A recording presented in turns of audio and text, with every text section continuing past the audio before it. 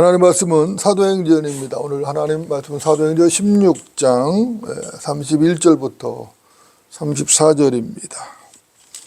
사도행전 16장 31절부터 34절 제가 받들어 읽겠습니다. 그들이 말하기를 주 예수 그리스도를 믿으라.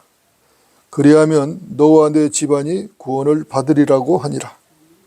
그리고 그들이 주의 말씀을 그와 그의 집안에 있는 모든 사람에게 전하니라.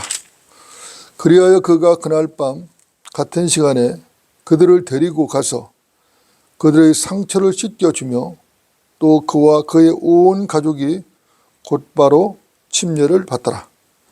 그리고 그가 그들을 자기 집으로 데리고 들어와서 음식을 차려주고 온 집안과 더불어 하나님을 믿음으로 인하여 기뻐하더라.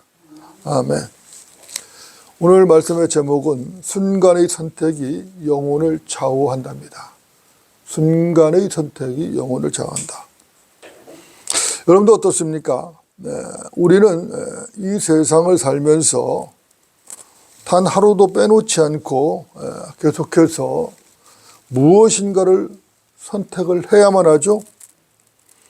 우리는 날마다 선택의 기로 앞에 설 수밖에 없고 순간의 선택이 인생 전체를 좌우하는 경우도 있습니다. 여러분들 어떻습니까? 선택이 참으로 중요하죠. 물론 즉흥적으로 하는 가벼운 선택도 있습니다. 그러나 몇 날 며칠을 밤을 새워가며 생각을 해도 어떻게 해야 좋을지 답이 나오지 않는 경우도 있을 수가 있는 것입니다. 그럴 때마다 정말로 힘들죠. 힘이 들 수밖에 없습니다. 때로는 선택을 해야 할 수밖에 없는, 선택을 원치 않아도 해야 할 수밖에 없는 선택을 강요받는 경우도 종종 있는 것입니다. 여러분도 어떻습니까? 여러분들도 이제껏 생을 살아오면서 수많은 선택을 하셨을 겁니다. 여러분들 지금 한번 생각을 해 보십시오.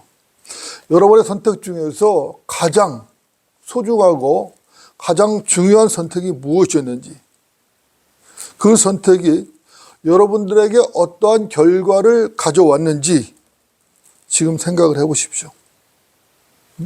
지금 한번 생각을 해 보세요. 여러분들 생각을 해 보셨습니까? 이제 그 생각을 잠시 접어두고 여호수아 24장을 좀 보도록 하겠습니다. 여호수아 24장입니다. 24장 14절부터 18절 여호수아 24장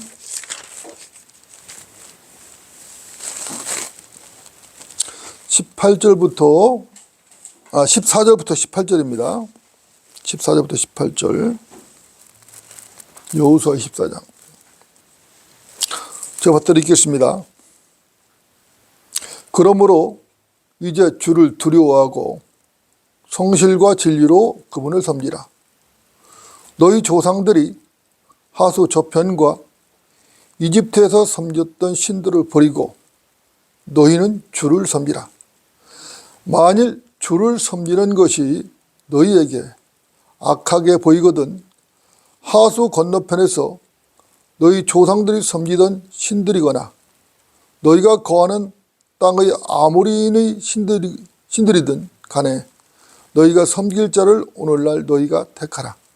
그러나 나와 내 집은 주를 섬기리라고 하니 백성들이 대답하여 말하기를 우리가 주를 버리고 다른 신들을 섬기는 일을 결코 하지 아니하리니 이는 우리와 우리 조상을 이집트 땅 종의 집에서 인도하여 내신 분은 주 우리 하나님이심이라. 그분이 우리 목전에서 그런 큰 표적을 행하시고 우리가 간 모든 길에서와 우리가 지나간 모든 백성 가운데서 우리를 보호하셨으며 또 주께서 모든 백성 곧 그 땅에 거한 아모리인까지도 우리 앞에서 몰아내셨나이다. 그러므로 우리도 주를 섬기리니 이는 그분이 우리 하나님이심이니이다 라고 하더라. 여호수아 24장 14절 18절이죠. 여러분도 어떻습니까?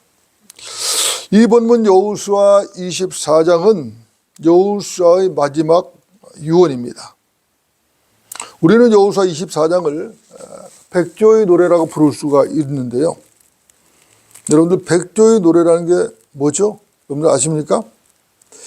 백조의 노래라는 것은 어떤 작가가 죽기 전에 마지막으로 어떤 시가나 가곡 따위를 지어서 짓는 것을 말하는 거거든요. 그러니까 어떤 작가가 죽기 전에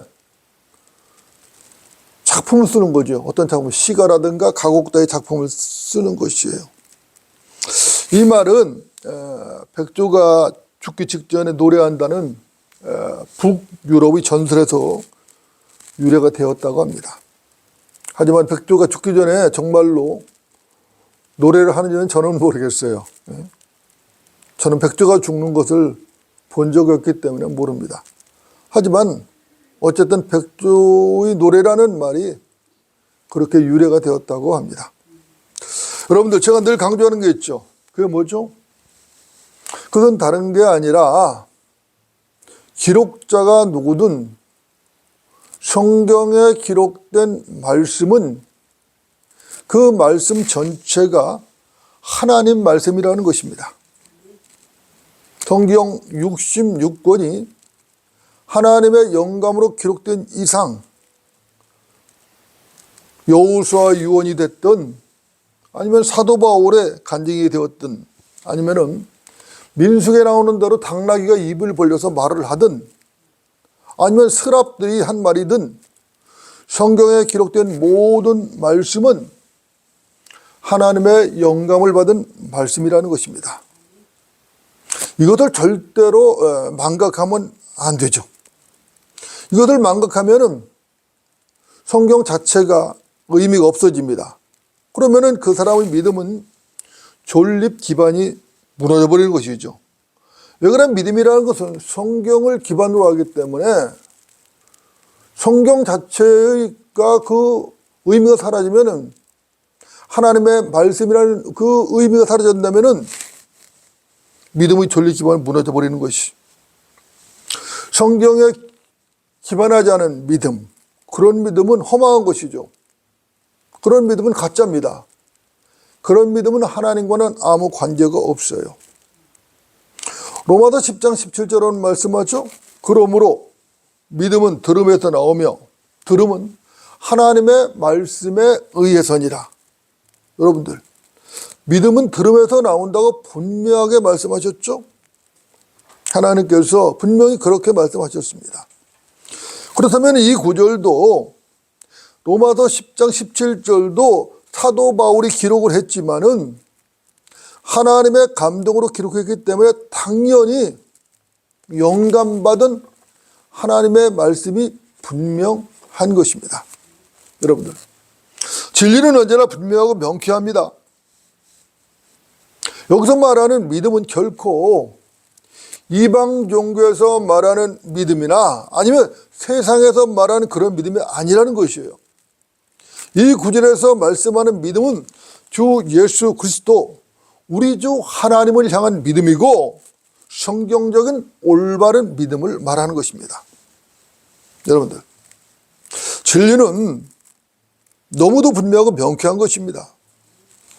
하나님의 말씀을 듣지 않고는 하나님을 향한 믿음, 그 바른 믿음, 성경적인 믿음이 절대로 나올 수가 없는 것입니다. 이것이 제가 기회 있을 때마다 이 성경 66권이 영감받은 하나님의 말씀이라고 강조하는 이유이고 이 한글 킹제임스 성경을 읽으라고 하는 이유인 것입니다. 여러분들, 우리는 이 한글 킹제임스 성경을 최종 권위로 믿는 그리스도인입니다.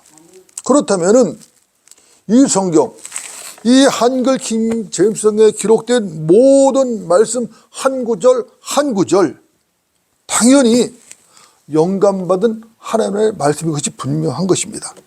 여러분들 이 사실을 믿으십니까?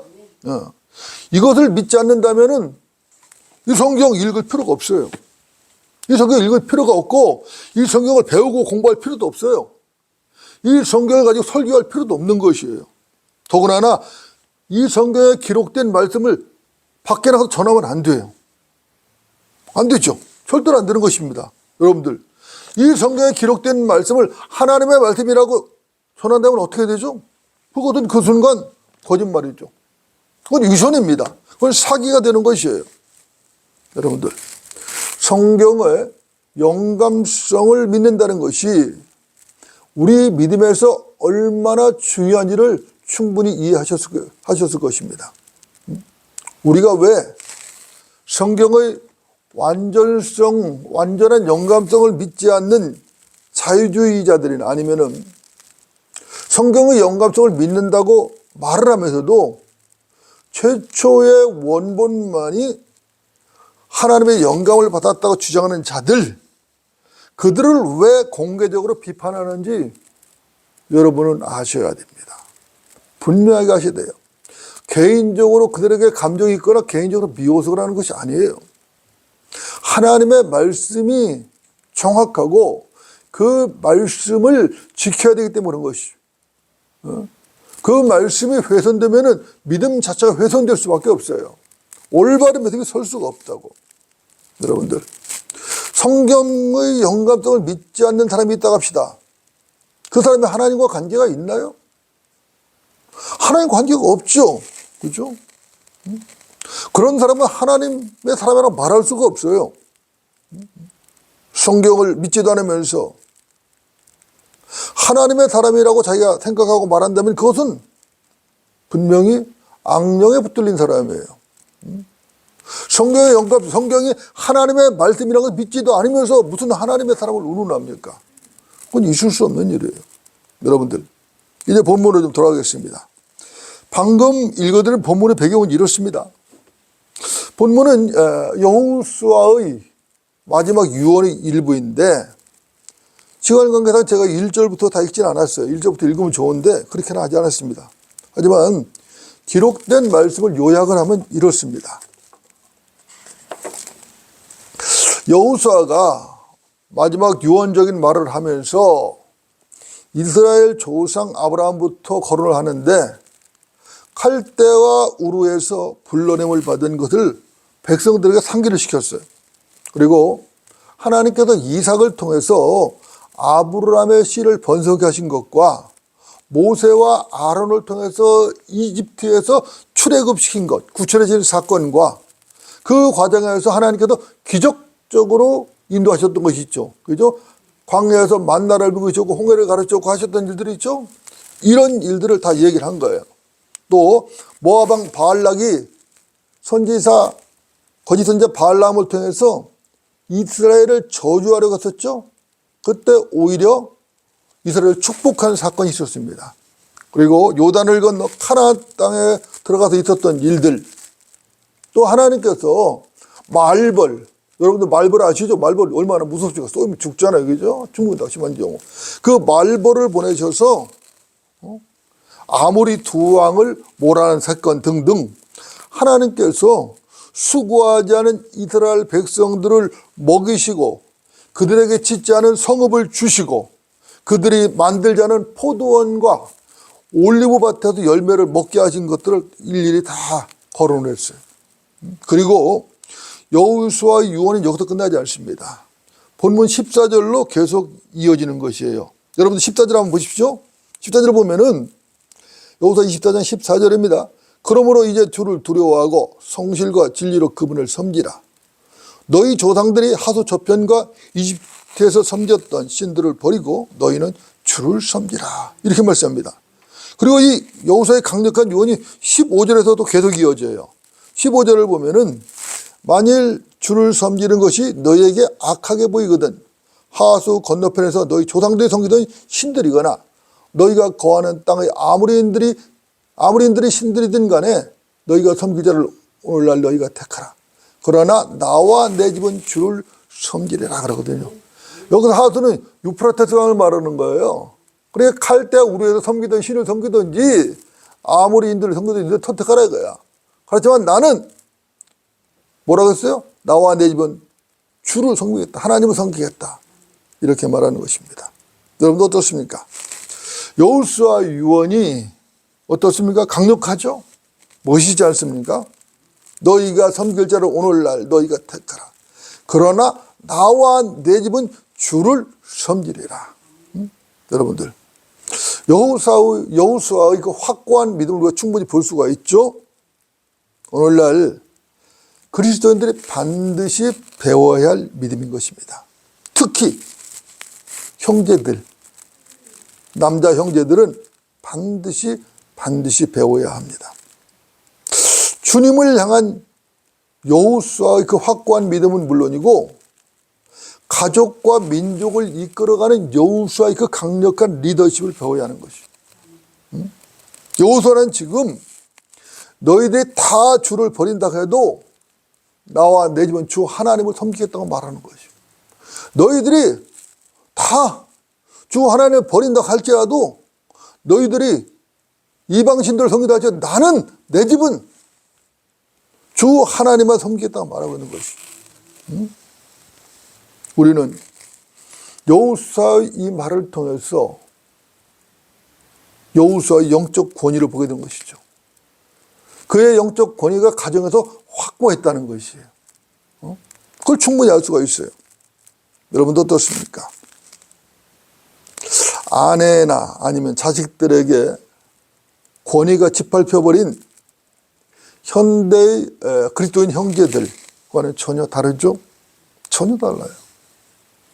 가족들이 눈치나 보고 아내 뒷공문이나 졸졸 따라다니는 영적 졸부들과는 결코 비교될 수 없어요. 차원이 달라요. 여호수아는 이렇게 확고부동한 믿음과 영적 권위를 가지고 가족과 민족들을 이끌어 갔던 것입니다. 이것이 하나님께서 세우신 영적 질서죠. 이 영적 권위가 그리스도인들 형제들에게 필요한 것이 오늘날. 이 필요한 것이에요. 오늘날 많은 경우 형제들이 비실비실거리는 거 영적 권위가 없어요.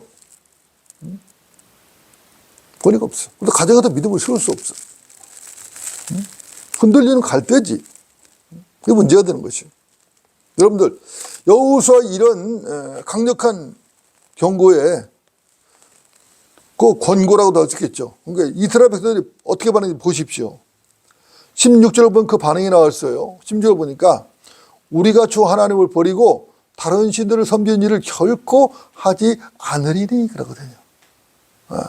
여호수아 이런 마지막 유언에, 강력한 유언에 이들에게 반응한 것이 우리가 주 하나님을 버리지 않겠다는 것이죠.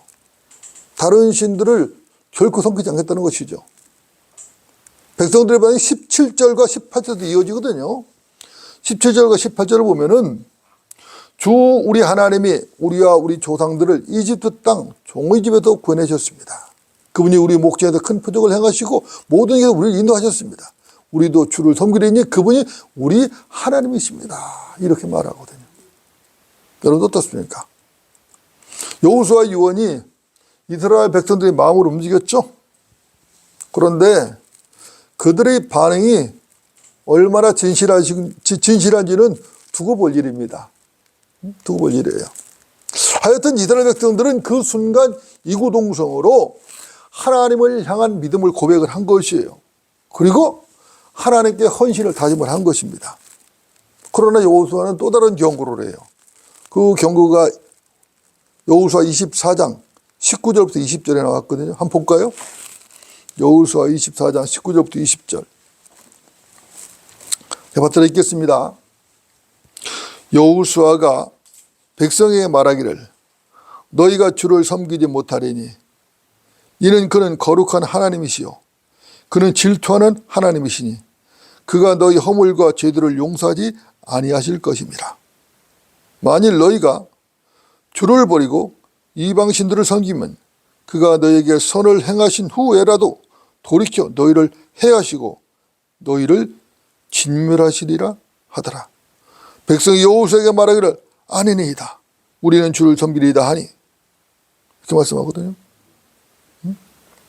또 제가 한 절 더 읽어볼까요? 22절까지 여호수아가 백성에게 말하기를 너희가 주를 택하고 그를 섬겼다고 하였으니 너희가 너희 자신에게 증인이라. 아니 그들의 말을 우리가 증인이다 하더라. 이렇게. 자, 여러분도 어떻습니까? 너희가 주를 섬기지 못하리니. 19절이에요. 자, 너희가 주를 섬기지 못하리니. 이스라엘 백성들은 이제 우리가 주 하나님을 섬기겠다고 고백을 하고 있어요. 그런데 여호수아는 너희가 주를 섬기지 못할 거라고 말하거든요. 여러분들, 여호수아 이 말 한마디는 이스라엘 백성들에게 헌신을 다짐하는 이스라엘 백성에게 찬물을 끼얹는 말이거든요. 찬물을 확 끼얹는 거예요. 분위기를 망쳤죠. 오직 주만을 섬기겠다고 헌신을 다짐하는 이스라엘 백성들의 기분을 잡치게 했죠. 확 잡치게 했다. 그렇다면은 여호수아가 왜 이런 말을 했을까? 여호수아가 이런 말을 했다라면은 거기에는 분명한 이유가 있을 것입니다. 여기는 두 가지 이유가 있어요. 첫째는 하나님께서는 거룩하시다는 겁니다. 그분이 거룩하시죠? 네, 거룩하시다는 거예요. 두 번째는 하나님께서는 질투하시는 분이라는 것이. 하나님 질투하시는 분이에요. 그래서 너희 허물과 죄를 용서하지 않으실 거라고 말씀하는 거예요. 우리가 이 말을, 여호수아의 이 말을 이해하기 위해서는 21절과 23절도 주목해서 봐야 됩니다. 21절을 보면은 이렇게 말하거든요. 백성이 여호수아에게 말하기를 아니다 우리는 주를 섬기리이다 이렇게 말했거든요. 그러니까 23절에서 여호수아가 말하죠. 여호수아가 말하기를 그러므로 이제 너희 가운데 있는 이방 신들을 버리고 너희 마음을 이스라엘의 주 하나님께로 돌이키라. 자, 너희 가운데 있는 뭘 버리라? 이방 신들을 버리라. 그리고 너희 마음을 누구에 돌리라? 주 하나님께 돌이키라. 이스라엘의 주 하나님 돌이키라는 거예요. 여러분 어떻습니까?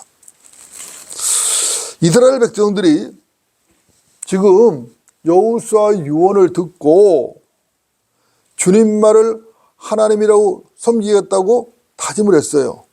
하지만 사실 그들은 주님을 섬길 의지가 없었던 것입니다. 그걸 우리가 어떻게 할 수 있냐면은 24절 보면은 너희 가운데 이방신들 버리라고 말하거든요.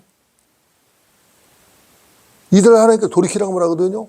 그러니까 그들은 그때까지 여호수아의 그 마지막 유언을 듣고 주님만을 섬기겠다, 주 하나님을 섬기겠다 고백하는 그때까지 이방신들을 여전히 간직하고 있었던 거죠. 여전히. 이방신들을 간직한 채 하나님께 고백을 했던 것이. 이스라엘 백성들은 10계명을 받은 민족이죠. 10계명에는 절대로 우상을 허락하지 않습니다. 그럼에도 그들은 그때까지 우상들을 가지고 있었던 것이. 그러니까 그들은 마음속에 우상들을 간직한 채 하나님께 헌신을 하겠다고 다짐을 했던 것이. 여호수아는 이것을 정확하게 알고 있었던 것이죠. 그래서 너희가 주를 섬기지 못할 것이라고 말했던 것입니다. 아주 단정적으로 여호수아는 말했던 것이죠. 여러분도 어떻습니까? 여호수아는 이스라엘 백성들의 마음을 꿰뚫어 보았죠. 여호수아가 죽은 후에 일어난 일들을 보면 확실해요. 재판관기 2장을 보면은 여호수아가 죽은 이후에 이스라엘 백성들의 행적이 잘 나와 있어요. 그들은 그때까지도 형상들을 버리지 않았어요. 형상들 우상이죠. 버리지 않았습니다. 그들은 여호수아가 죽은 후에 오히려 하나님을 버리고 바알과 아스타롯도 섬겼어요. 형상들도 강직하고 바알과 아스타롯을 섬기고 그랬던 것이. 여러분들, 우리는 여기서 중요한 교훈을 배우게 되는 것입니다.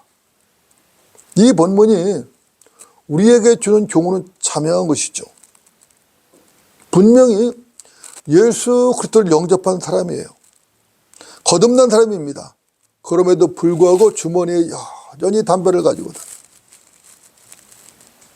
아무 꺼리낌 없이 냉장고에는 맥주들을 넣어놔요.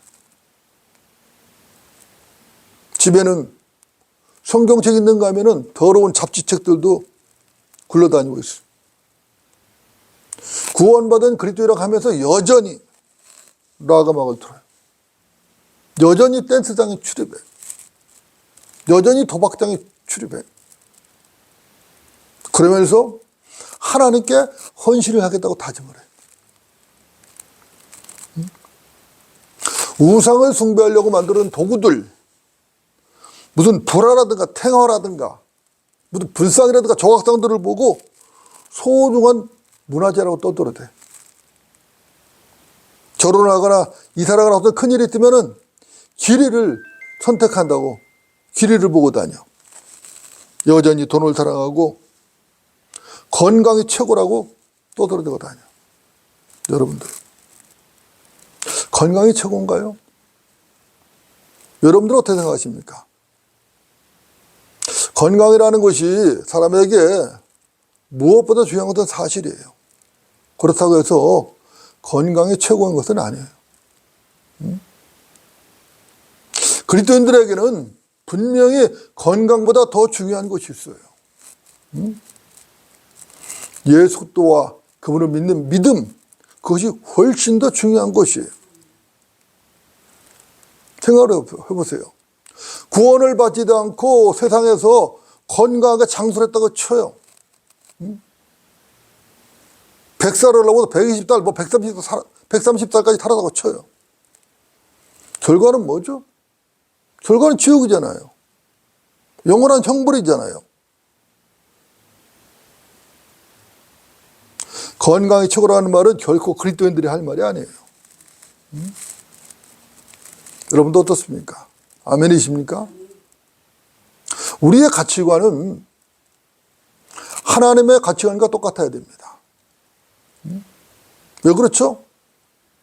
주께서 거듭난 성도의 머리가 되셨기 때문에 하나님의 가치관과 똑같아야 돼요. 교만과 쓴뿌리와 증오와 탐욕을 품고 있는 사람이 나는 주만 믿고 하나님께만 헌신하겠다고 다짐을 한다면은 전능하신 하나님께서, 전지하신 하나님께서 그 사람을 뭐라고 판단하시겠어요? 뭐라고 판단하시겠어요? 우리 또한 그 사람을 어떻게 판단을 해야 되죠? 어떻게 판단해야 돼요? 온갖 작것들, 우상들을 쫙 가지고 있어, 마음에 품고 있어.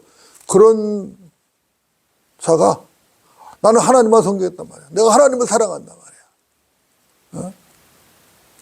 그렇게 하면 그걸 어떻게 받아들여야 되냐고. 물론 그렇다고 해서 거듭난 사람의 구원은 취소되지 않죠. 한 번 받은 구원은 영원합니다. 그러나 그런 자들의 고백은 비록 그가 거듭났다 할지라도 우상을 품고 있는 자들, 각종 더러운 죄악들을 품고 있는 자들의 고백은 하나님 앞에 나 뜨거운 고백인 것이, 나 뜨거운 것이에요. 오직 주님만을 믿고 하나님께 헌신하겠다고 결단하고 믿음을 고백하려면 우선 그 고백을 하기 전에 마음속의 우상들을 제거해야 돼. 마음속의 모든 작것들을 버려야 된단 말이에요.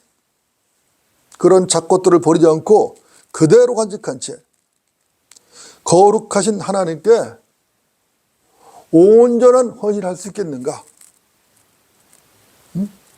그런 작것들을 가지고 거룩하신 하나님께 온전한 헌신을 할 수 있겠는가? 여러분 어떻게 생각하십니까? 어불성설이죠. 그건 어불성설이에요. 하나님은 결코 우롱당하시는 분이 아니라요. 자, 이제 오늘 본문 사도행전 16장을 보고 정리를 하겠습니다. 사도행전 16장입니다. 31절부터 34절입니다. 사도행전 16장 31절부터 34절.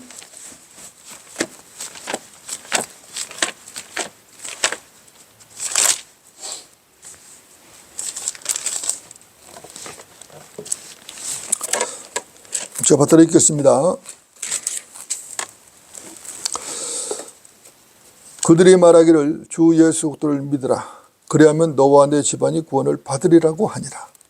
그리고 그들이 주의 말씀을 그와 그의 집안에 있는 모든 사람에게 전하니라. 그래야 그가 그날 밤 같은 시간에 그들을 데려가서 그들의 상처를 씻겨주며 또 그와 그의 온 가족이 곧바로 침례를 받더라. 그리고 그가 그들을 자기 집으로 데리고 들어와서 음식을 차려주고 온 집안과 더불어 하나님을 믿음으로 인하여 기뻐하더라. 아름다운 장면이죠. 참으로 아름다운 장면이에요. 아름답잖아요. 그죠? 여러분들 이 본문의 배경 어디죠? 빌립보 감옥이에요. 빌립보 감옥. 사도 바울이 하룻밤 사이에 빌립보 감옥의 간수와 그의 집안을 구령하고 침례까지 준 사건이 지금 기록되어 있는 것이죠. 여러분도 어떻습니까? 주 예수 그리스도를 믿으라. 그리하면 너와 내 집안이 구원을 받으리라. 31절에 기록되어 있는데요. 참으로 위대한 말씀이죠. 참으로 은혜로운 말씀입니다. 여러분들, 저와 여러분들도 구원을 받으셨죠? 맞습니까? 우리가 어떻게 구원을 받았습니까? 우리가 어떻게 구원을 받았죠? 다른 거 없죠. 우리 주 예수 그리스도를 믿고 구원을 받았죠? 오늘 바울이 전하는 복음과 똑같은 은혜의 복음을 듣고 주 예수 그리스도 그분을 나의 구세주로 영접을 했다고요. 그렇게 해서 구원을 받았어요. 그죠? 오늘 본문에 나오는 빌립보 간수는 바울과 실라가 탈옥한 줄 알았어요. 그죠? 빌립보 감옥에 바울과 실라 가둬놨는데 그들이 한밤중에 찬송을 했거든요. 그랬더니 기도하고 찬송을 하니까 옥문이 열려버렸어요. 족쇄들이 풀려버렸어요. 그러니까 간수가 딱 보니까 옥문이 열려있거든. 아, 예수가 탈옥에 도망쳤구나. 깜짝 놀랐죠. 그죠? 그래서 그 간수가 자살을 하려고 했다고. 칼을 뽑아서 자살하려고. 왜 그랬죠? 자기가 임무를 잘못해가지고 책임짓기 두려웠던 것이죠. 분명히 문책을 당하고 그 책임을 져야 되기 때문에 자살을 하려고 했다고. 그런데 그때 어땠죠? 바울이 탈옥을 하지 않았죠? 바울이 소리 지릅니다. 큰 소리로 소리 질렀어요. 내 몸을 해하지 마라. 우리가 다 여기 있노라. 여기 다된 16장 28절에 기록되어 있습니다. 이 말에 간수가 달려옵니다. 바울과 실라에 엎드려지죠. 그리고 간수가 바울과 실라를 감옥에서 데리고 나와요. 그러고 말을 합니다. 성태님들이요, 내가 구원을 받으면 어떻게 해야 하나이까? 선생님들이요, 내가 구원을 받으면 어떻게 해야 하나이까? 라고 질문한 것이 주 예수를 믿으라. 그러면 너와 내 집안이 구원을 받으리라. 이것이 바로 바울과 실라의 답변이었어요. 간단하죠? 간단해요. 군더더기가 없어요. 그죠? 착한 일을 해라. 봉사를 해라. 교회를 다니라. 헌금을 해라. 그런 것이 없어요. 주 예수를 믿으라. 그리하면 너와 내 집안이 구원을 받으리라. 그리고 바울과 실라가 주의 말씀을 그와 그의 간수와 그 집안에 있는 모든 사람이 전했다고 했어요. 뭔 말씀 전했겠어요? 예수님께서는 구주시다. 그분은 성경대로 우리 죄들을 위해 죽으셨고 장사되셨다가 성경대로 셋째 날에 부활하셨다. 그분이 하나님이십니다. 그분이 구주다. 그분을 믿으라. 저는 이렇게 뻔한 것이죠. 그렇죠? 그걸 전했을 것이. 그날 밤 간수는 구원을 받았죠? 간수뿐만 아니라 그 집안 모든 사람이 구원을 받았어요. 간수는 어떻게 했어요? 그 시간에 바울과 실라의 상처를 씻겨주었어요. 감옥에 갇혀서 매를 받았기 때문에 상처가 있었다고. 다 씻겨줬다고. 씻겨주고 온 가족이 곧바로 침례를 받았어요. 침례를 받고 너무 좋았죠? 그래서 음식을 막 대접해요. 그렇죠? 바울과 실라 음식을 대접하고 하나님을 믿은 것으로 인해 온 집안이 기뻐하더라. 얼마나 아름답습니까? 여러분 어때요? 얼마나 참 아름답죠? 그죠? 그 짧은 시간에 은혜의 복음을 듣고 주저없이 예수 그리스도를 이 간수가 영접을 했다고. 뿐만 아니라 자기 집안 모든 사람까지 구원으로 인도를 했다고. 간수가 현명하죠? 대단히 현명한 선택을 했다. 그죠? 현명한 선택을 했어요. 거기다가 온 집안이 침례를 받죠? 침례를 받아요. 그죠? 음식을 대접하고 침례를 받고 막, 그죠? 난리가 났어요.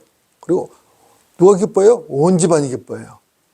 어느 한 사람이 기뻐한 게 아니라 구원받은 온 집안이 다 기뻐했다고. 여러분들, 이 장면을 보면 생각나는 사람이 있죠? 여러분들 누가 생각납니까? 저는 에티오피아 내시가 생각나는 거예요. 에티오피아 내시. 사도행전 18장에 에티오피아 내시가 구원받는 장면이 나와요. 그죠? 그러니까 마차를 타고 가는데 이사야서 53장을 읽고 있어요. 근데 도저히 이해를 못하겠어. 도대체 무슨 뜻인지 모르겠어. 그때 빌립이 와서 설명을 해주죠. 설명을 해줘요. 풀어준다고. 그분이 십자가에 달려서 죽으신 예수 그리스도란 말이야. 바로 예수 그리스도 설명을 해주거든. 그 순간 그건 어때요? 그를 믿어버리건 구주로. 믿고 침례까지 순종을 해버리죠.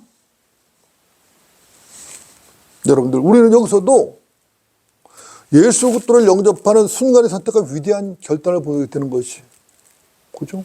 위대한 결단이에요, 이것은. 그 순간에.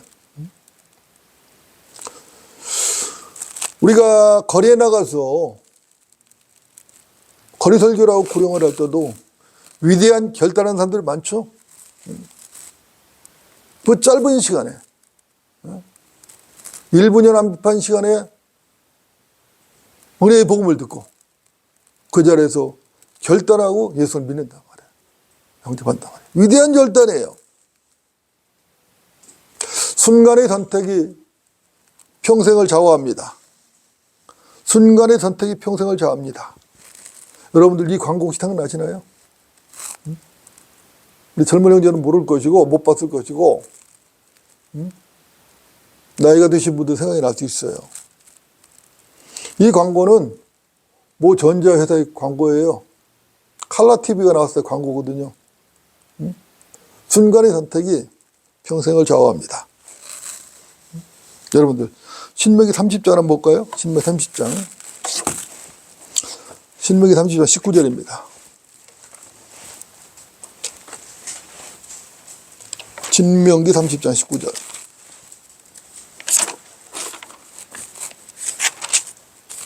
신명기 30장 19절.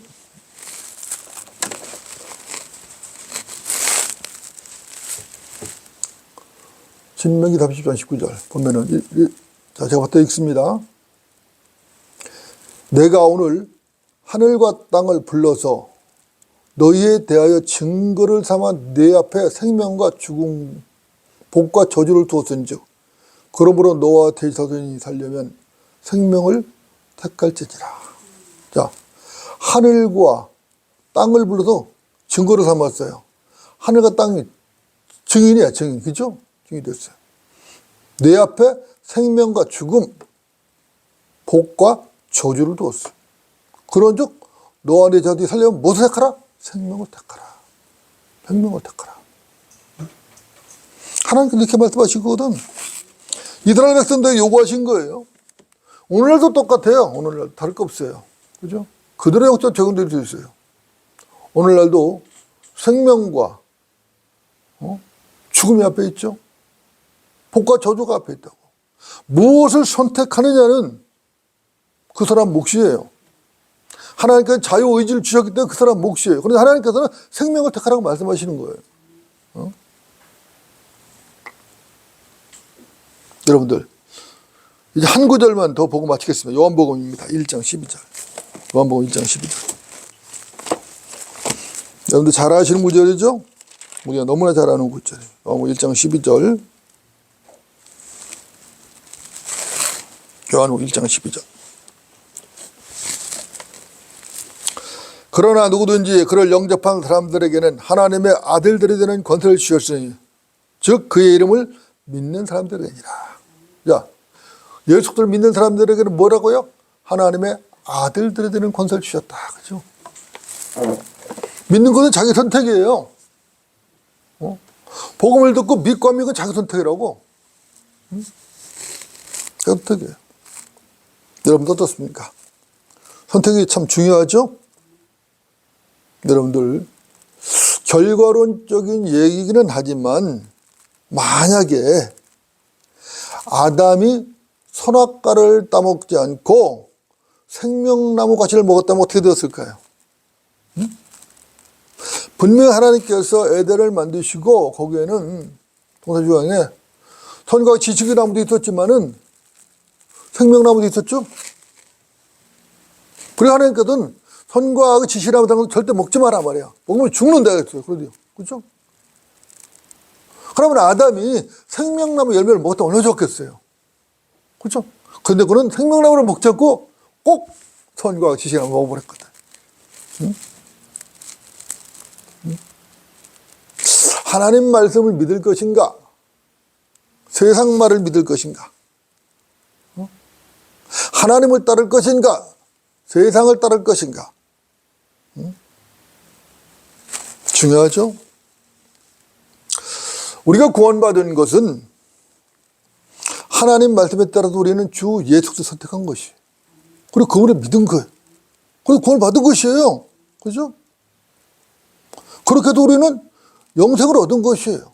영원한 생명을 얻었다고. 그죠? 순간의 선택이 무엇을 정한다? 영혼을 좌우한다. 순간의 선택이 영혼을 좌우하는 것입니다.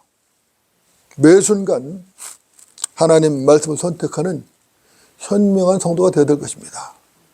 우리에게는 하루도 거르지 않고 매 순간마다 선택의 순간이 있어요. 그때마다 하나님의 말씀을 선택하는 현명한 성도들이 되시길 다시 한번 부탁을 드립니다. 기도하시겠습니다.